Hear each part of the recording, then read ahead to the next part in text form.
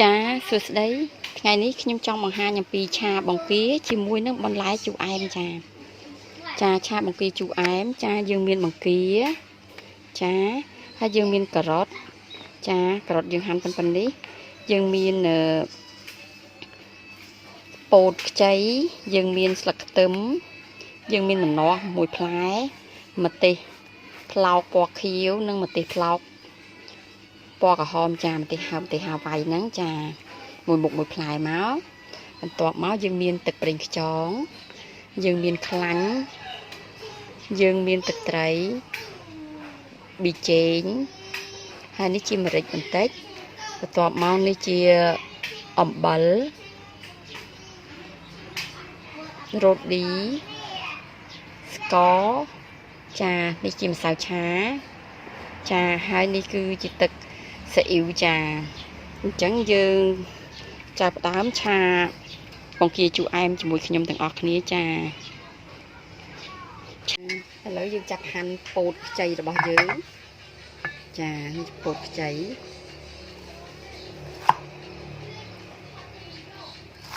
ចាហាន់វាប្រឆិតចឹងមកវាចូលជាតិឆ្ងាញ់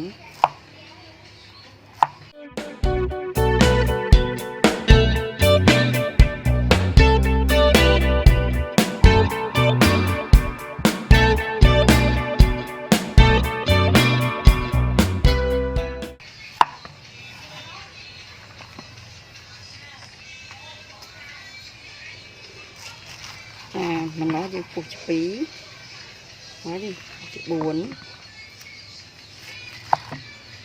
ពុះឆ្នូលនេះចេញ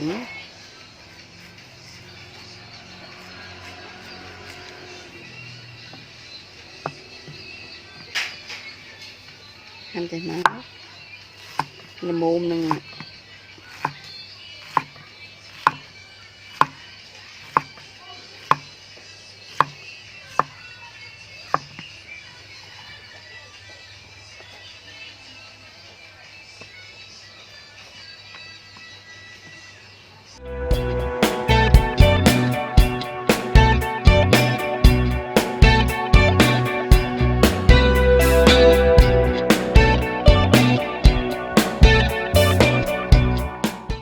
ហាន់ចេះកុំឲ្យវាបាយចា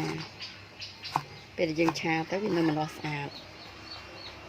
ចានេះម្ទេសផ្លោក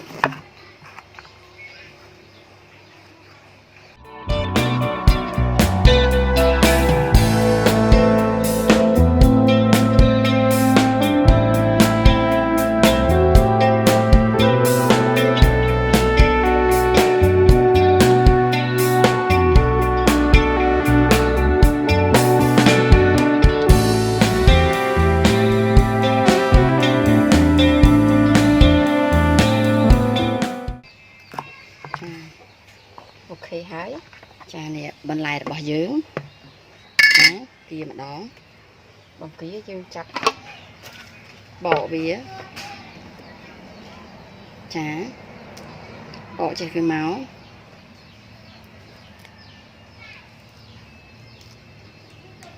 ចា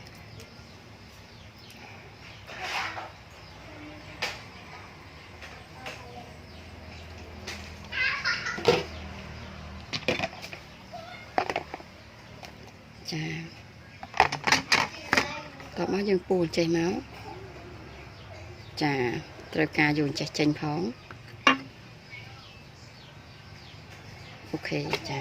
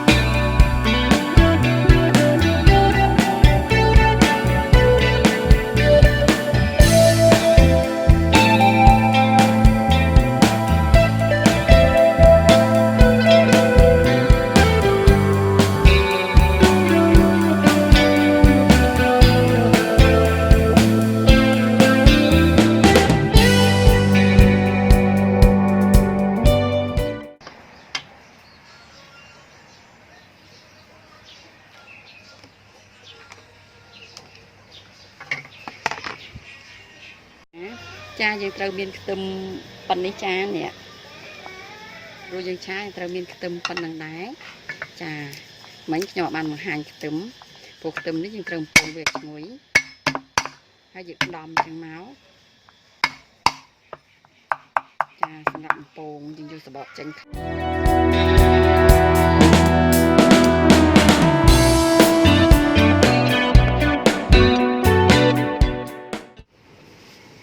ចាទីផ្ទះយើងក្តៅ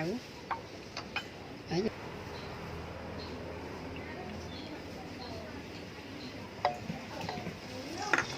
ចាចុះយើងក្តៅចឹងមកក៏មកយើងចាក់ខ្ទឹមពងយើងចូល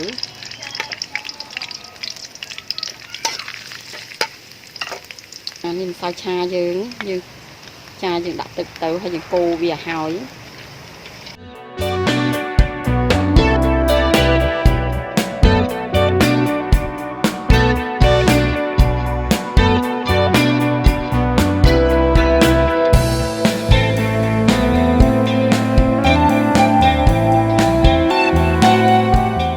បានហើយយើងចាក់ទឹកស៊ីអ៊ីវយើងចូល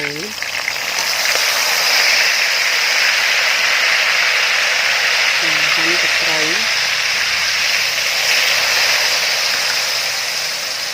ក៏មកយើងដាក់ក្រត់យើងទៅមុនព្រោះហ្នឹងវាអត់មានឆ្អិនរបស់ណានេះចឹងយើងដាក់ដូចជាពោតនិងក្រត់ចា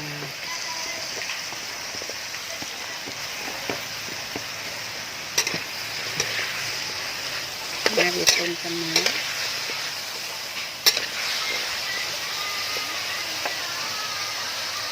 ចាក់ទឹក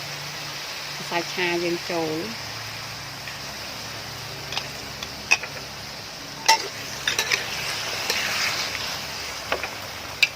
ទឹកទឹកយើងមកល្មមមកចាល្មមចា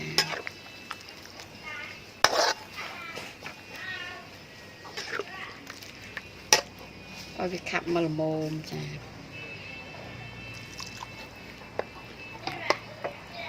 តោះមកយើងចាប់ដាក់ដូចជាស្ករម្ល៉ាព្រាមក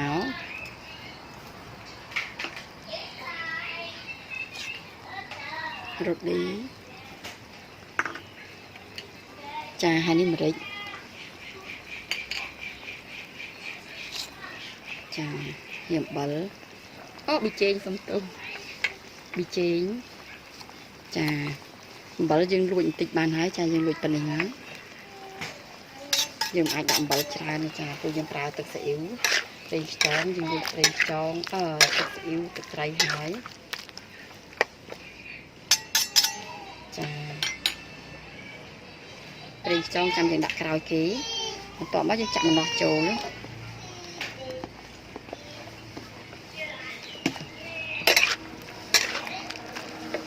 ឆាវាឆ្អិន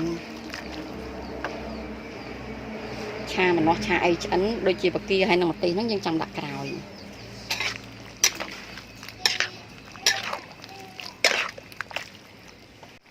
ចាចេះក៏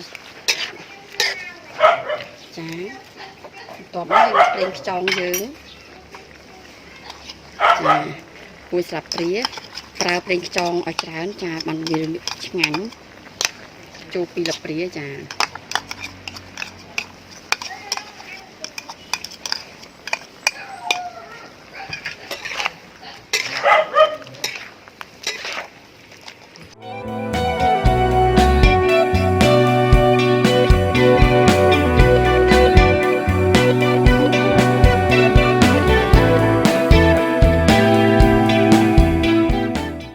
ត្រូវការ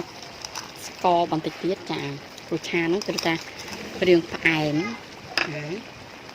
ហើយរាងប្រៃលួចអំបិលបន្តិច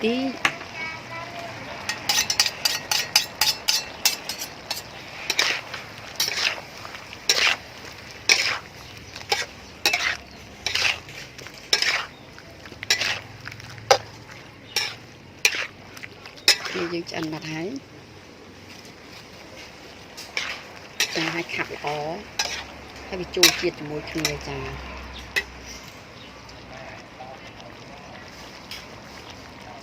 ចា